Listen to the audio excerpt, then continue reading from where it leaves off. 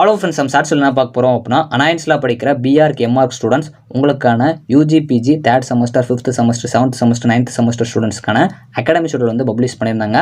இப்போ வந்து உங்களுக்கு அகாடமிக் கேலண்டர் வந்து பப்ளிஷ் பண்ணியிருக்காங்க. ஃபஸ்ட் இந்த அகாடமிக் கேலண்டர்னா ஒன்றும் கிடையாது.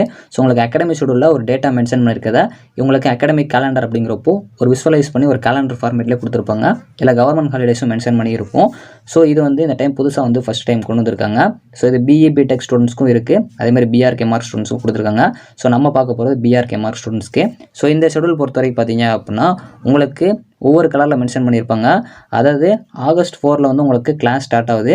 அதை வந்து உங்களுக்கு கமென்ஸ்மெண்ட் ஆஃப் கிளாஸஸ் கொடுத்துருப்பாங்க. இதில் ரெட் கலரில் மென்ஷன் பண்ணியிருக்க எல்லாமே கவர்மெண்ட் ஹாலிடேஸ். உங்களுக்கு ஆகஸ்ட் 15, 16 பார்த்தீங்க அப்படின்னா இண்டிபெண்டன்ஸ் டே, கிருஷ்ண ஜெயந்திக்கெலாம் லீவ் விட்டுருவாங்க, அதான் சொல்லியிருப்பாங்க. க்ரீன் கலரில் ஒர்க்கிங் டே மென்ஷன் பண்ணியிருக்க வந்து சாட்டர்டே ஒர்க்கிங் டே. அது வந்து உங்களுக்கு என்ன டே ஆர்டரில் ஃபாலோ பண்ணணும் அப்படிங்கிறதா மண்டே டியூஸ்டே அப்படின்னு சொல்லி மென்ஷன் பண்ணியிருப்பாங்க. ஸோ அதுபோக உங்களுக்கு ஆகஸ்ட் 27 வந்து விநாயகர் சதுர்த்தி, அன்றைக்கி லீவாக தான் இருக்கும். ஸோ அதேமாதிரி உங்களுக்கு CA1 சொல்லிட்டு க்ரீன் கலரில் கொடுத்துருப்பாங்க. இந்த CA1 அசஸ்மெண்ட் வந்து உங்களுக்கு ஸ்டார்ட் ஆகுது, அதே மாதிரி அசஸ்மெண்ட் ஒன்று வந்து எண்ட் ஆகுது அப்படிங்கிறத மென்ஷன் பண்ணியிருப்பாங்க. ஸோ ப்ளூ கலர்லேயும் கொடுத்துருப்பாங்க. ஸோ அதேமாதிரி உங்களுக்கு லைட் க்ரீன்லேயும் கொடுத்துருப்பாங்க. ஸோ இப்போ உங்களுக்கு அக்டோபர் மந்தில் வந்து ஆயுத பூஜை அக்டோபர் 1, அக்டோபர் 2 வந்து உங்களுக்கு காந்தி ஜெயந்தி இருக்கும், அதெல்லாம் லீவு தான். ஸோ ரெட் கலரில் கொடுத்துருப்பாங்க.